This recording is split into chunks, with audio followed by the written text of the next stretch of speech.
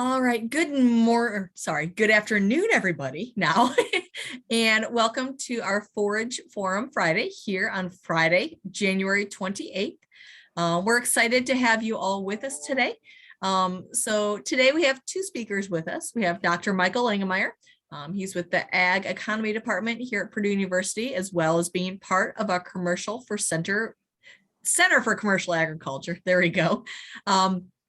So he's going to be talking to us today kind of about land leases, looking at pastures and hay fields along those lines. And then we also have Dr. Keith Johnson. He's our forage specialist at Purdue University, and he's going to be introducing and kind of talking a little bit about the grazing exchange network that's set up here across the Midwest. So we're excited to have you all with us today. If throughout this presentation you have any questions, you can put them in the chat box, or at the end of the conversation, you can unmute yourself and ask your question then if you would like. So at the end as well, I will be putting up a poll for you to answer just a couple of questions for us about today's session.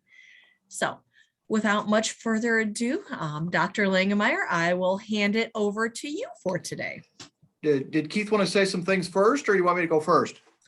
Because if you'd like to go first, and then we can have Keith kind of follow up after that, that would be great. Okay.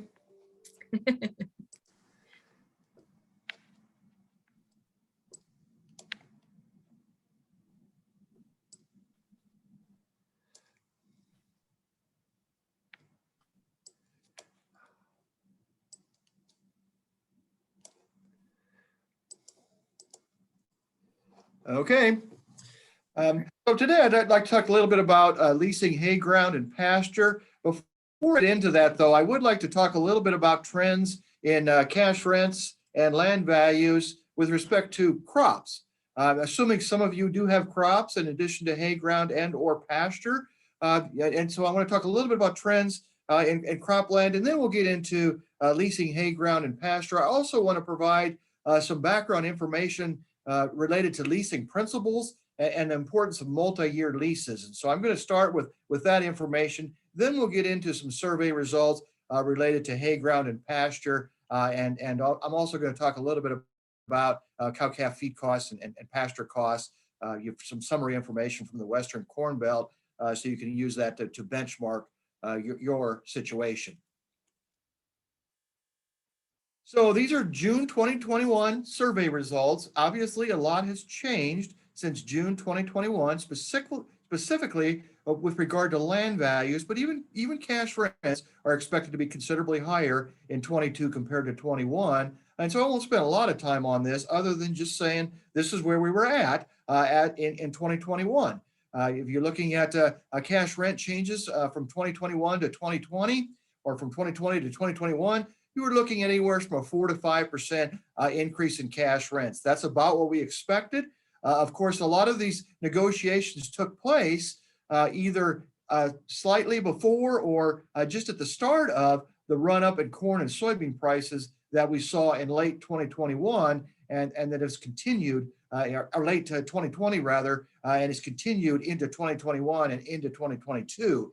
And so we do see some upward pressure on cash rent for cropland, obviously, with the relatively high net returns to land that we saw in 2021. Looking at land values, they increased substantially more than cash rents. The increase from 2020 to 2021 was 14%. You've probably been hearing the same stories that I've been hearing, that since 2021, we've seen some rather substantial increases in land values. There was a survey that came out fairly recently from Iowa. Iowa land values were up 30%. Some of the information that I've seen from Indiana is not that high. For example, the Federal Reserve Bank of Chicago has looked at land values, and this is as of the third quarter of 21. So we don't have, it's a quarter, at least a quarter behind. So there's probably been some more upward pressure since then, but it's closer to 20%. So nevertheless, there is some powerful forces related to the land market. And let me explain a little bit why land values went up more than cash rents, and will also probably do that again this year in 2022. When you're talking about land value, of course, cash rents are very important in explaining land values, but there's several other factors. And all of these other factors are very positive with respect to land prices. One of those other factors is interest rates. Interest rates remain low. That's very positive for land values. Also, there's quite a bit of interest from outside investors, particularly institutional investors in the land market. That's positive with respect to land values. Also, a higher inflation is positive with respect to land values. And so you could say the stars are lined up to see some rather large increases in land values in 21 and 22. As we move past 22, net returns do not look as strong in 22, and prospects for 23 and forward do not look as strong as what they were in 2020 and 2021. And so I think this increase in land values is going to be somewhat short-lived. We'll return to more of that 5% increase, down the road past 22. At least that's where I think things are probably heading. But if we see some strong net returns in 22, if corn prices remain relatively strong and maybe we'll get some relief in input costs, we could see some double-digit increases in land values even in 23. And so there's a lot of uncertainty there, but certainly I think we can explain pretty readily why the land market is so hot right now. So when you think about land valuation, I want to talk about this because if you're thinking about making improvements to hay ground, pasture, cropland, we need to think about the impact of those improvements on cash rent and land values. And so let's talk about that real briefly. I promise to be brief here, but factors impacting land values, anything that increases the productivity of the land is going to increase the cash rent and therefore have upward pressure on land values. The same with interest rates. If interest rates are relatively low, if they stay low, that has upward pressure on land values. The Federal Reserve is talking about increasing interest rates in the next 1 to 2 years, but but having said that, the increases that they're talking about are relatively small, and so they're not going to have a huge impact on the land market. A 1% increase, for example, is not going to have a huge impact on the land market. But if you started to see 2, 3, 4% increases in interest rates, which we're not talking about necessarily, but if it did happen, if inflation remains with us, we might have to increase interest rates more than that 1% that the Federal Reserve is talking about. If you saw large increases in interest rates, that would be very negative in terms of land values. One of the reasons why land values are so high right now compared to what they were in the early 2000s in particular is low interest rates. And it's just as important, if not more important, than net return to land and cash rent. So if you take a look at, excuse me, if you take a look at cash rent changes for West Central Indiana, for example, we can see that we had some 5% increase in 2020 and 2021, but we're still not at where they were at in 2014 at the peak, and so cash rents have not returned to the peak. Interest rates. This just gives you a perspective when I talk about low interest rates. They are extremely low. We haven't seen this level of interest rates since the 1950s, and so even a 1% increase here is going to be relatively small compared to where we were even at 10 years ago. And so that's why I say it's going to take a larger than a 1% increase to have a huge impact on the land market. When you're looking at land values, again, land values have been increasing more than cash rents for the reasons I explained earlier. We're getting close to where we were in the 2014 peak. And certainly if you adjusted for inflation, we wouldn't be quite there, but we're getting close to where we were in 2014. After the 2022 data comes in, I think we'll be there. We'll be back to the peak that we saw in 2014. This is looking at West Central, but this is true for a lot of parts of Indiana, and for that matter, across the Corn Belt. So that gives you some idea of the trends in cash rents and land values. Cash rents are up about 5% in 21, and land values are up about 15%. Continued upward pressure in cash rents probably 5% at least in 22. When you're talking land values, you're talking something north of 15% is likely for 22 compared to 21. So bottom line, anything that positively impacts net return to land will lead to increases in cash rents and land values. And so this is very important to discuss with a landlord. I'm assuming I've got both operators and landlords with us today. But if you're when you're negotiating cash rents with a landowner, you always want to talk about maybe sharing the cost of improvements, waterways, fences, these kinds of things. And the rationale there is anything that increases the productivity is going to probably cause higher cash rent, which as an operator you don't necessarily want, but it is going to improve the ground. So maybe the ground is worth more with those improvements, but also make sure the landowner understands this is positive on the land value. Anything that impacts net return to land is going to impact both cash rent and land values. Clear-cut examples of things that increase both: improving cost efficiency, changing seeding rates. For example, if you have a pasture, improving the stand of the grass. Obviously, that's going to impact cash rents and land values. When you're talking about cropland, tile drainage is huge, a huge impact on yields, for example. And so that's a very important factor when you're talking about cropland. Possible examples, and here I'm talking primarily cropland, changes in tillage. That's not necessarily a no-brainer. But sometimes changes in tillage can have a positive impact, and sometimes the adaptation of cover crops have a positive impact. So with that, I'm going to talk about leasing principles, and then we'll get into some recent leasing rates for hay ground and pasture, and where we may be heading with respect to hay ground and pasture. So one of the things that we always recommend is having a written lease. This is true whether you have cropland, hay ground, pasture, even storage facilities. I mean, it's always a good idea to have a written lease. What should be in the written lease? Well, here lists some things that would need to be in the written lease.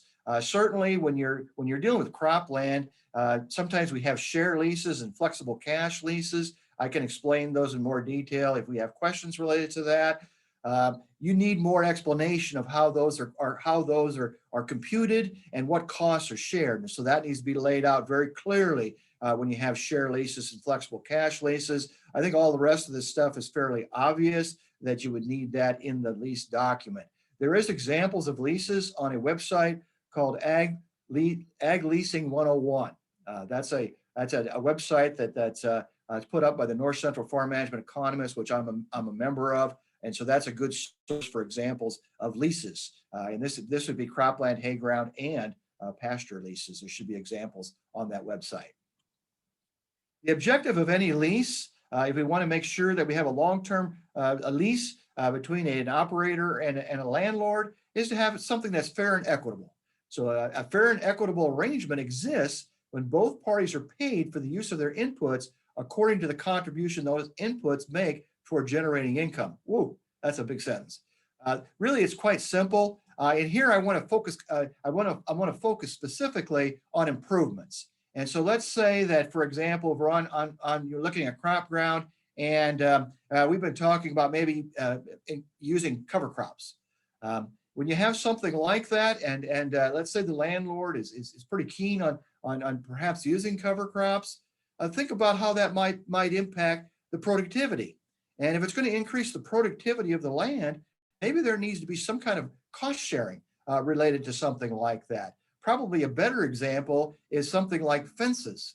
Obviously fences is going to improve that tract of land. And so maybe that cost of fencing should be split and figure out what adjustments may be needed to cash rent or rent according to the split of the fencing costs. Tile drainage would be the same way. Tile drainage is very positive, and so it's going to increase the productivity of the ground, which is a positive for the operator. It's also a positive for a landlord. And so the costs of that tile drainage need to be split, need to be shared between the operator and the landlord. So that's what I'm talking about here when I talk about a fair and equitable arrangement.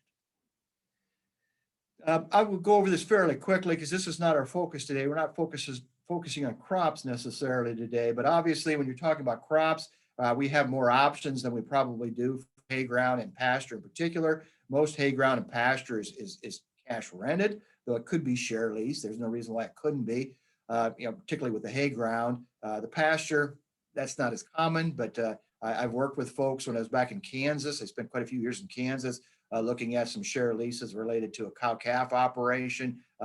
They're more difficult, but it is possible to do that. But when you're dealing with cropland, you have choices between cash rent, crop share, and flexible cash leases. And the reason why the crop share and flexible cash leases are sometimes attractive is that this is a way to share risk. And so we're sharing both price risk. Here we're talking about output price risk, crop price risk, and also yield risk are being shared between the operator and the owner. When it's all said and done, and you're looking at the net return to land for cash rent and share lease and flexible cash lease, it's amazing how similar they are. The long-term net return is very similar. What the crop share and flexible cash lease give you is if you're a landlord, is higher incomes when things look good. So a classic example is 2021.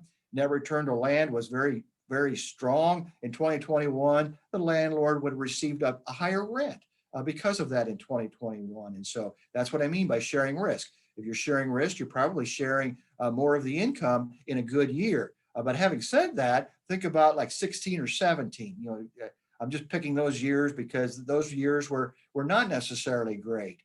In those years, the crop share and flexible cash lease pays less than the cash rent lease. And so it really comes down to how much of those good years and bad years do we want to share between the landlord and the operator.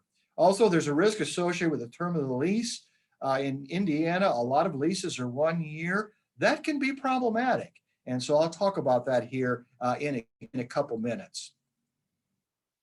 For crop share leases, we want to think about things that increase yield as being shared in the same proportion. So that's why we share quite often in crop shares fertilizer, seed, pesticides, depending on the share, the share lease that we're talking about. As new technologies or management practices are adapted, these share arrangements need to be adjusted, and maybe we need to think about the expenses that we're sharing. This is also true with improvements. Anytime improvements are made on the tract of land, we need to think about, well, how should we share the cost associated with those improvements?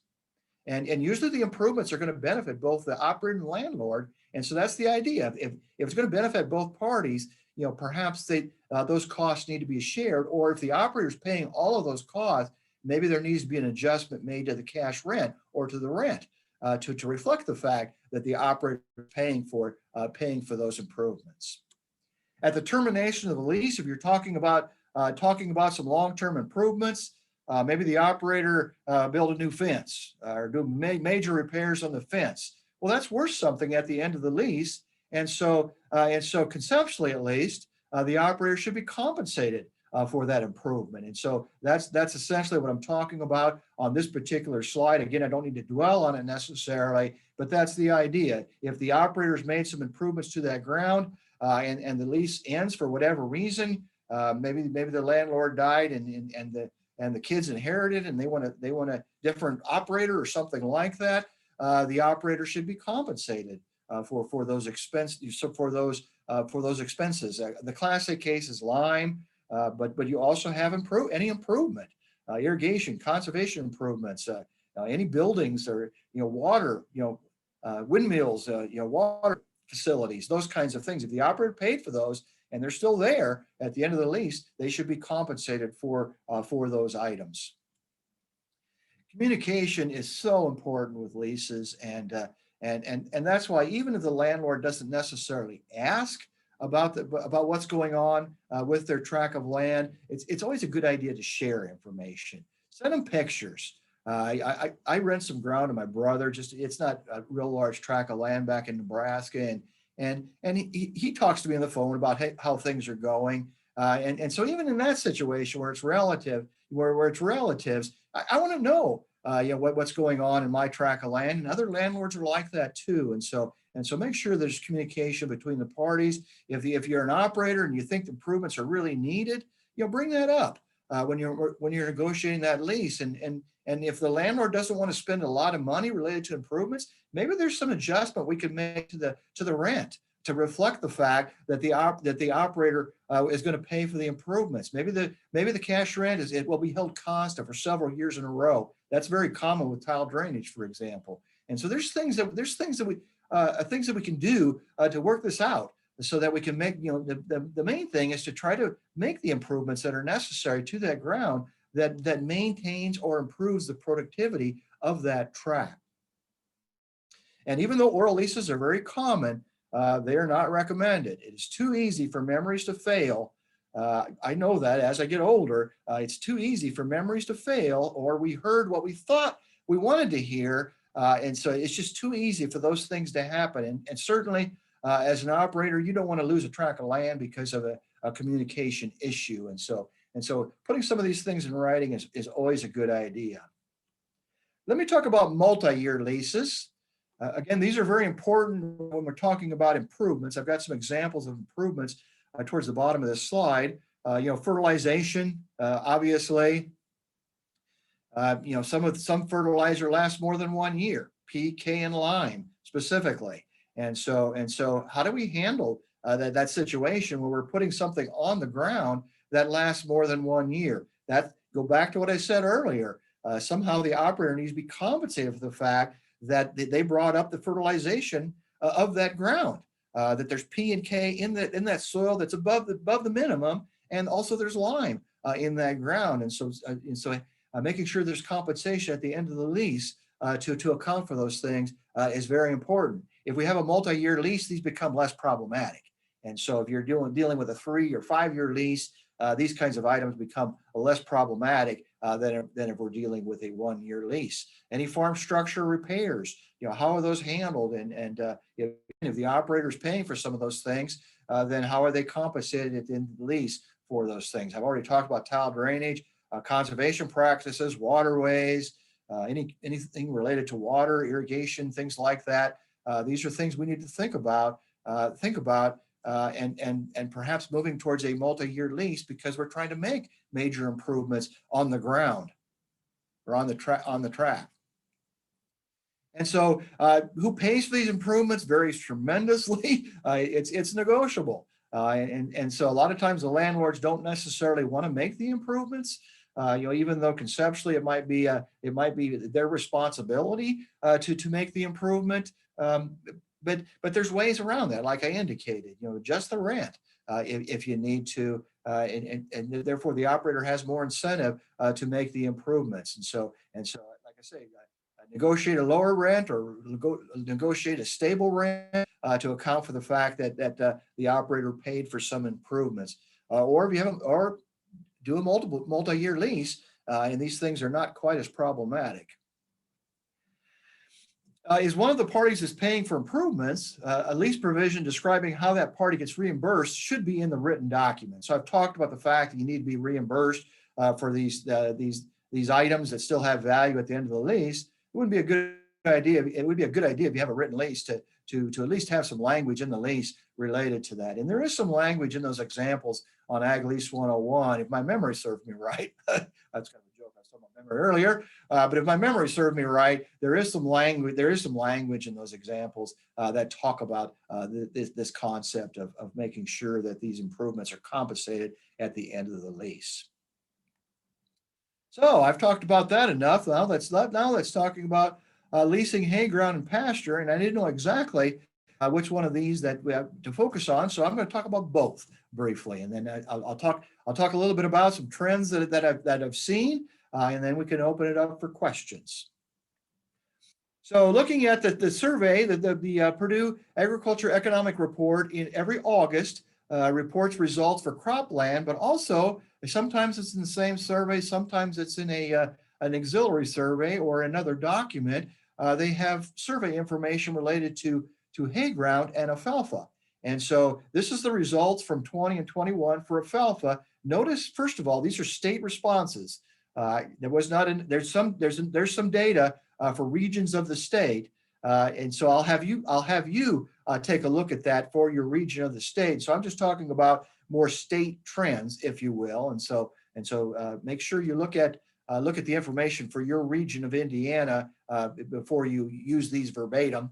But also note that the number of responses is relatively low compared to the responses we get in terms of cropland. And so you got to keep that in mind when you're looking at these numbers. But we did see a modest increase, if you will, in annual rent for alfalfa from 20 to 21. Just as a frame of reference, this again is for the state average. For low productivity cropland, which is part of the cropland survey, the lease rates were 175 or 183. And so established alfalfa hay had a lower annual rent than the low productivity. I was a little surprised at this, quite frankly, because when you look at returns, net returns for alfalfa, if you're getting decent yields on alfalfa ground, alfalfa can compete, even in today's environment, with other crops. And so alfalfa is not a necessarily a terribly returning enterprise, even if you're mixing it with corn, soybeans, or wheat. And so often alfalfa, if you have good alfalfa ground anyway, you can compete certainly with the low productivity cropland in terms of a rental rate.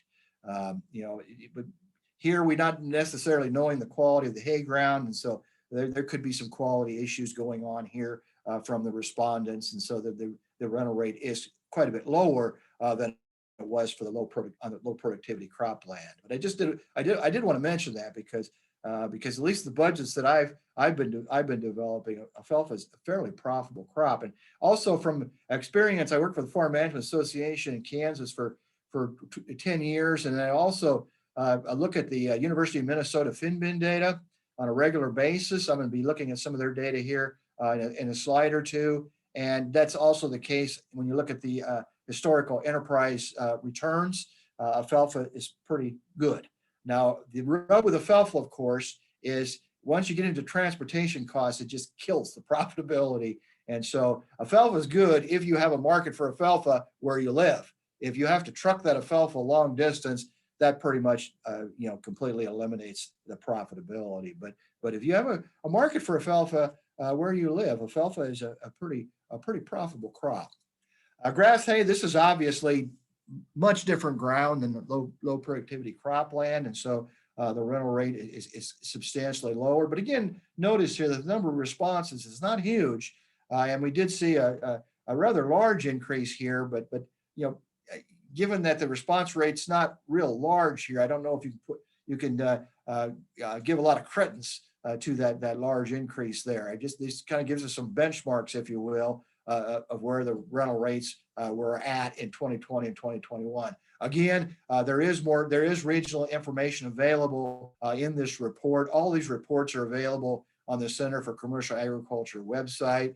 If you look at for cash rents and land values section of our website, you can find this information along with the information on cropland, both cash rents and land values I talked about earlier. Again, comparing to low productivity, substantially lower than the low productivity cropland. But I know this is different ground than what we're talking about with the low productivity cropland. Just some frame of reference from the University of Minnesota FINBIN. If you type that into your search engine, University of Minnesota FINBIN, you can get all kinds of historical enterprise data. The 2021 data is starting to trickle in. I decided not to present that because it's probably really thin at this point. You wait 2 or 3 months and you'll have some pretty solid information for 2021 on that website. I just grabbed the 2020 information. This is basically northern states, anywhere from going from Minnesota to South Dakota down to Nebraska. Farms are involved in this network, if you will, that submits data to this University of Minnesota FINBIN. FINBIN's the name of the database. So I just grabbed some enterprise data that they had, and the rent for alfalfa in their survey was $147. So fairly similar to what we were talking about in Indiana. So I think that's kind of a benchmark you could use. Their yield per acre was 4.5, so pretty good yield on alfalfa. This is established alfalfa, obviously. And then the net return per acre was $209. That certainly was higher than corn or soybeans in that particular year. And so again, if you have market for hay in your area, the returns tend to be fairly good. And that's even though this is some of the areas that are captured in this data have a lot of dairies, as you know, Wisconsin, Minnesota, Michigan, some of those states. Nevertheless, this is true in my experience across the Great Plains and the Corn Belt, that if you have a market for alfalfa in your area, it's usually a pretty profitable crop. Grass hay, on the other hand, is not. Here, the rent was a little lower than what we were seeing in Indiana, but again, who knows what this grass hay even is? And so it's probably not as good a quality as what you can grow in southern Indiana, for example. You don't get near as much rain in the Dakotas and Minnesota even, where some of this grass hay is produced, and so the rent's not as high. The yield was 1.77, just as a reference there, and the net return was actually negative. And that's even before we subtracted anything for operator labor. So that's without operator labor, it was already negative. And that's typically my experience with grass hay. This is not something you necessarily are producing because it's a profit center. You're producing grass hay because you think you can produce better grass hay than you can purchase, and you need grass hay for your livestock operation. Alfalfa may be a profit center. Grass hay typically isn't. Back when I was in Kansas, we had a lot of people growing brome hay. That enterprise looked exactly like what you're looking at here on the screen. Year in and year out, very, very limited profitability. Now let's switch to pasture lease rates. And I did look at some Kansas data on pasture lease. They have a really big survey out there, Blue Stem Pasture Survey, that is a big swath of eastern Kansas, some really good pasture ground out there. And so I did look at that, and I could talk about that if need be. But I'm going to use some survey information or some summary data from Kansas as a benchmark related to pasture lease rates. And so this is the survey information from Indiana. This is statewide. There is some regional data available. So please take a look at that. The annual rent was right about $70 both years. The carrying capacity was 2.1 in 20 and 2.3 in 21. And so I like to look at this as a dollars per cow, just like if we were doing a budget. How much money do we spending on feed? How much money are we spending on labor? How much money are we spending on repairs? How much money are we spending on fuel? We put pasture in there as an expense. And if you're dealing with a budget, of course, even if you own the pasture, that expense is in the budget because you have to pay yourself. You have to pay yourself something for the fact that you have that pasture. And so these numbers do include people that own ground, and so there's no distinction there. Whether we own it or whether we rent it, these are the rates we're talking about. And it was about $150 in 20. If you look at dollars per cow, and about $160 per cow in 21. Well, how does that compare to some other numbers? And so I dug up the Farm Management Association average. This is usually 200 plus cow calf producers. I don't recall how many producers were included in the 2020 summary, but there's usually in north of 200. Sometimes closer to 300 involved in this survey, and their average pasture cost. Now, again, this is regardless whether you owned it or rented it. Their average pasture cost was right at where we're at in the survey, and so certainly the numbers I shared with you on the previous screen are very, very realistic compared to the Western Corn Belt, if you will. I did look at the FINBIN data a little bit. There, the pasture costs were a little bit lower. If you look at dollars per cow, but I did also looked at that Blue Stem Pasture survey, which is that grass is primarily used for stockers. But if you had to use that for your cow herd, the pasture costs in that survey were north of $200 per cow. And so certainly $160 per cow, I think, is a benchmark. So look at your rent per acre, look at your carrying capacity, and where's it at? Is it 140? Is it 225? It's 225. You're obviously paying a lot for that, and so I did want to provide some benchmarks related to these numbers.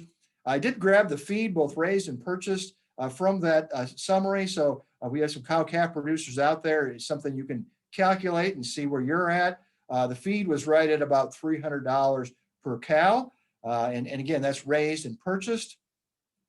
A lot of those producers would raise their own feed, and so they're charging the cow-calf enterprise so many dollars per ton for the grass hay, so many dollars per ton for the alfalfa, so many dollars per ton for the grain sorghum stalks, and so on. So it's kind of an internal transfer cost from the forage ground to the cow-calf herd. But they do try to use market rates for those transfer prices. And so I do think this is a good benchmark.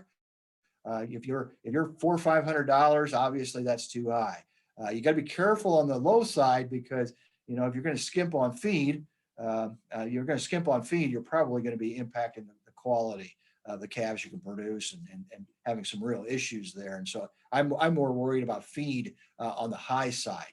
Pasture and feed, I think this number is going to surprise some people because they probably think it's higher than this. But this summary information is available on the website. If you search for Kansas Farm Management Association, they have all kinds of enterprise summary data, including this information I'm showing right here. The new data will not be available till probably May or early June. So they're a little slower in getting their data up than FINBIN is. But pasture and feed only represented 45% of the total cost. There's a lot of other costs on a cow herd than pasture and feed. Labor costs keep increasing. You got repair costs. You've got machinery ownership costs. There's just a lot of other costs that come into the cow herd. And so I encourage you to take a look at that. This is my final slide before we get possibly get some questions. Hopefully there'll be some questions. It's not hard to stump me, so you won't have to try too hard if you're wanting to do that. Good communication. Go back to what we talked about earlier. When you're talking about leasing hay ground, but particularly pasture, and you're thinking about making some improvements on that pasture, communication is very important. There's got to be a way you can figure out. My bottom line is there's got to be a way you can figure out how to get those improvements paid for, particularly with landlords that really do not want to spend more money. There's got to be a way to make adjustments to that cash rent, stable cash rent, maybe even reducing cash rent over the next several years to help pay for those improvements. And so that's one of my main messages. Also, it's true with all leases. If you can negotiate a multi-year lease, particularly if you're making these improvements, that's always a really good idea. If you have a multi-year lease, that does need to be in writing. That's one of the reasons why we don't have as many multi-year leases in the Corn Belt. Is those are typically need to be in writing, whereas the one-year leases, oral leases, are very, very common. So I covered quite a bit of ground there. So now we can entertain any questions. All right. Thank you, Dr. Langemeier. We don't have any in the chat box just at this moment. Excuse me. But as we were going along, I did include links to several of the sites Dr. Langemeier cited. So in the chat box, we have links to the Ag Lease 101 website, the Center for Commercial Agriculture here at Purdue, and then the University of Minnesota FINBIN. So if you'd like to see more information about those documents that he referenced, you can click on those links. Yeah, particularly the FINBIN. I mean, when you're looking at benchmarking, either whole farm benchmarks by type of farm, but also enterprise benchmarks. When you're looking at cost of production numbers, either whole farm or enterprise, that FINBIN data is very, very rich, and it has a lot of different enterprises. Quite often, when you look at some of these other sites, they only have the main ones: corn and soybeans, and maybe winter wheat or something like that. The FINBIN has a lot of different enterprises, and so I encourage you to take a look at that and compare your production costs, your net returns to what they have in their summary data. All right, great. So last week we had talked about kind of fertilizer prices, things like that. And Dr. Johnson made a comment in the chat box that alfalfa in rotation with row crops helps provide intrinsic benefits following especially corn crops. So nitrogen costs can be substantially reduced and soil physical properties are improved.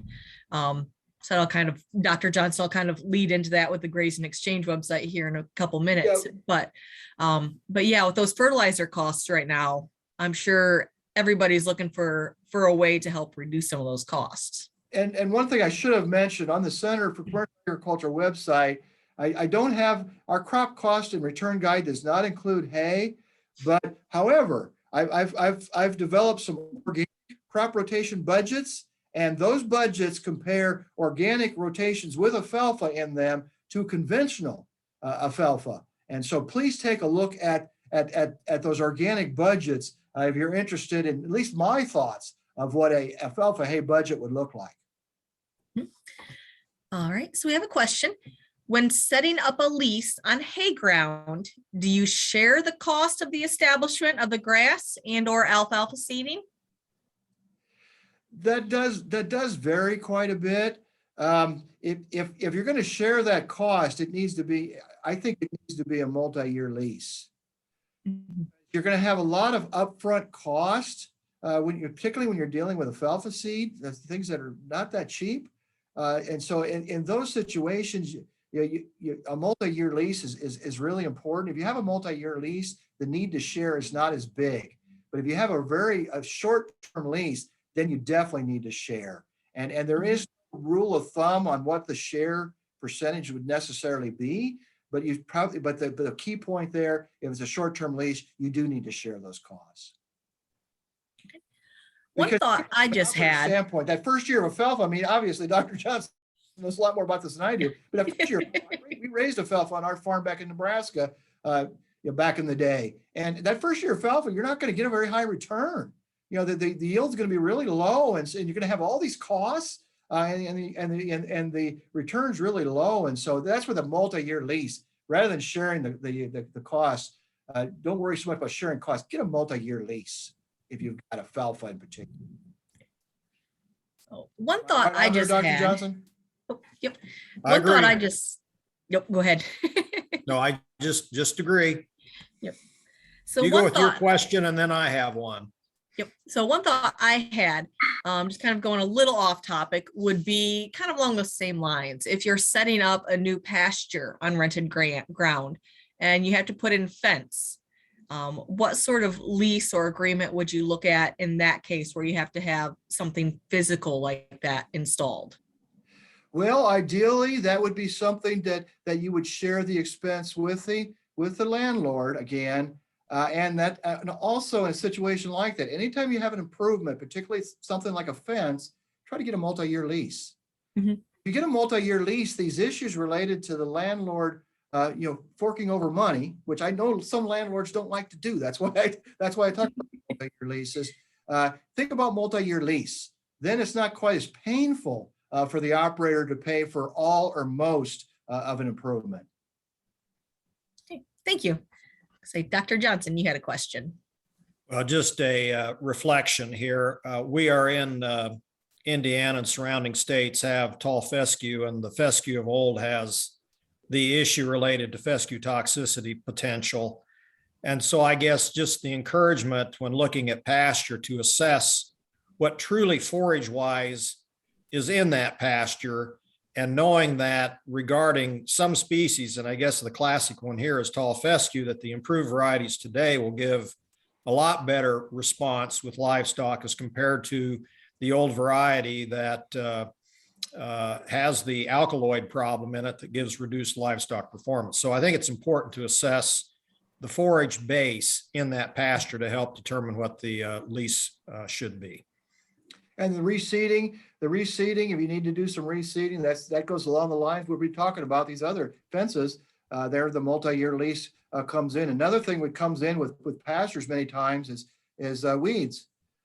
So we have a problem. We got brush. We got a lot of brush. We got a lot of weeds. Well, those expenses either need to be shared or ideally more of a multi-year lease, so that both parties have an incentive there, particularly the operator, to try to control those weeds. And so there's a lot of situations that come up with pastures where that multi-year lease, it would really, really help. Yeah, I think another thing that's critically important with pasture is the reliability and availability of water. And there are areas of the state that will tap into what they call county water. I think you need to take in consideration, if we do get into a drought year, what that may reflect upon in terms of availability of water and the associated cost of then to the producer of making sure that that water is there some way, somehow. So I just wanted to make mention real quick. One of the auction sites that I follow is Schrader Auctions here in Columbia City, Indiana. And they just posted that they had an auction just this week where they sold a 421 acre farm, mostly row crops, over in Benton County, where they averaged $14,726 an acre. So I know I've listened to Dr. Minter, and looks like land prices are going to be a little bit higher this year than they have been in the past. Yeah, what I was So, showing you was average productivity, but yes, you're definitely looking at 20%, at least a 20% increase in some areas, if not more. mhm. Yep. So just another added cost to think about this coming year. So, all right, Dr. Johnson, are we ready to pass on to you? Yeah, can you share the slides, Alicia? Yep, they are up. I just have a very, very brief create awareness type of presentation today. The Midwest Grazing Exchange is roughly a year and a half old, and it's organized by a number of people, particularly related to the Pasture project associated with Windrock International, taking the lead on this. But it is a series of opportunity for us here in regards to the Midwest, but it's a situation. You may have pasture, but you may not have livestock or enough livestock, or you have livestock and you don't have enough pasture to take care of them, that this is an opportunity to put your need for the need for livestock or the need for pasture, and essentially then create an opportunity to have conversation with individuals in the Midwest. So what I would take you to is the following link, midwestgrazingexchange.com. Here's an example of the states that are in that Midwest Grazing Exchange. And if you take a look at the icons there, you'll see the oranges cast, or where livestock are available, and the one that's growing the grass, the olive green, is where there's pasture that's available.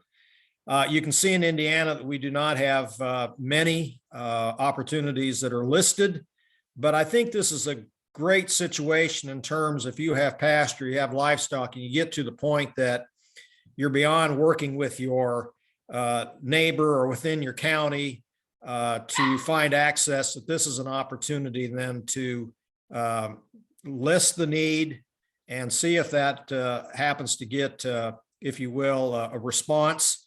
But this is a situation that I would encourage you to consider. So MidwestGrazingExchange.com, again, a great place to see if you have livestock or pasture that you can link up with one another. So last slide there is my contact. I am the Indiana contact for the Midwest Grazing Exchange. I have not had anyone really follow up with me on this opportunity, but we saw it as today a situation with something that's relatively new to create awareness. And certainly in a situation, I would say, when we get into dry weather concerns, an opportunity then to see what may be available in terms of pasture availability for livestock that are in need. The other thing is this is more than perennial pasture. This could be cover crops that are used for livestock feed, or it could be residues from grain harvest in terms of grazing corn residues, as an example. So if you have questions, here's my contact information. And but I would encourage you to go to that site and just get an idea of what it's about, and if there's opportunities for you or some of the clients that you work for. And the picture there, a little bit of snow here where I'm located at, just fell this morning, and believe it or not, in a few months the grass will be green. So this is certainly the time to make those arrangements for April grazing to begin, and not wait until the grass is a foot tall.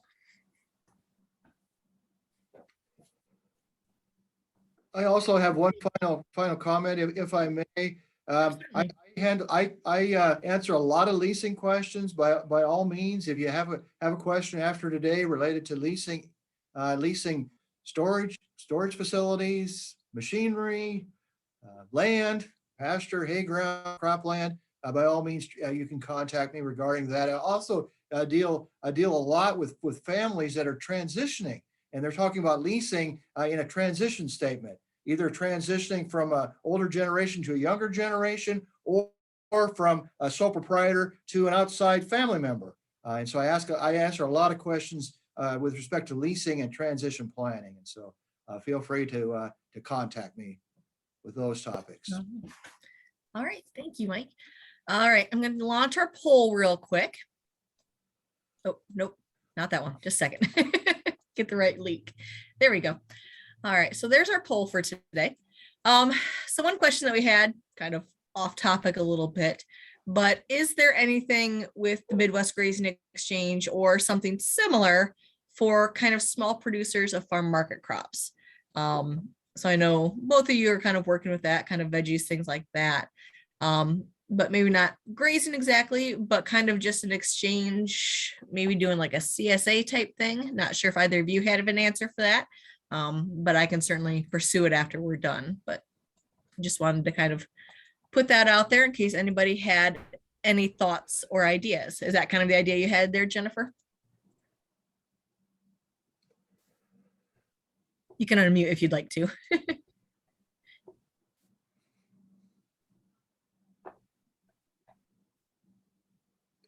Yep. So looking for acres. So if anybody's looking to do kind of vegetable production, it would be, I think, kind of something similar, but I haven't heard of anything similar to that in the state at this point.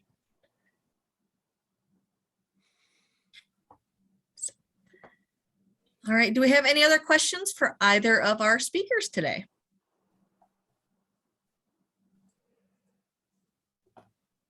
All right, so while you're thinking about that and filling out the poll, one last thing I wanted to share real quick is I've been sharing before, get this over here. Our Indiana Forage Council has our annual meeting. It's coming up on February 24th. Our business meeting starts at 4 p.m. and all are invited. And then following after that, so probably about 5 p.m., 5:30, we'll have a meal and then a really educational evening together. So we'll have a tour of SureTech Labs there in Indianapolis, where our meeting is going to be held. Kind of touring the facility, learning more about their kind of hay and soil evaluation test process, things like that. We'll have Dr. Shelby Gruss, who was on 2 weeks ago, kind of giving us an update and information on the sorghum genetics there at Purdue that are going on. And then we'll have our Indiana Forage Council, American Forage Grassland Council spokesperson, hopefully there as well, kind of talking about what he and his family do. So we invite you all to attend. It's open to everybody. Of course, we invite you to become a member of the Indiana Forage Council because there's great networking opportunity there for everybody. There is a $20 cost involved to help cover the meal, and you can see the address there to send it to. If you have any questions, you can reach out to myself or Dr. Johnson, and we'd be happy to answer them for you. So we'd be excited to have you all there as part of this meeting. So. All right, so any other questions from anybody in the audience today?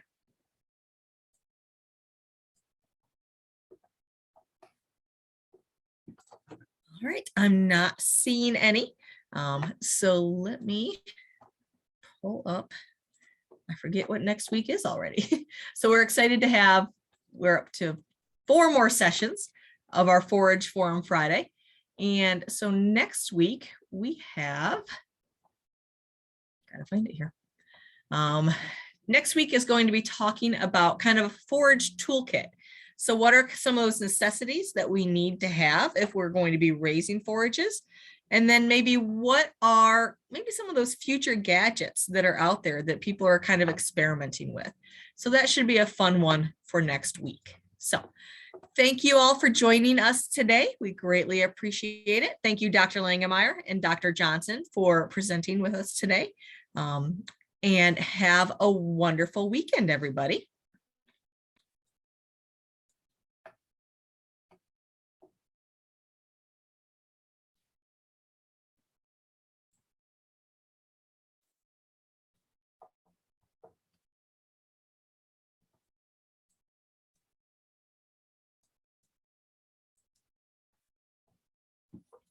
All right. Thank you, Dr. Johnson. Oh, you're muted. Yeah, I see you're still recording.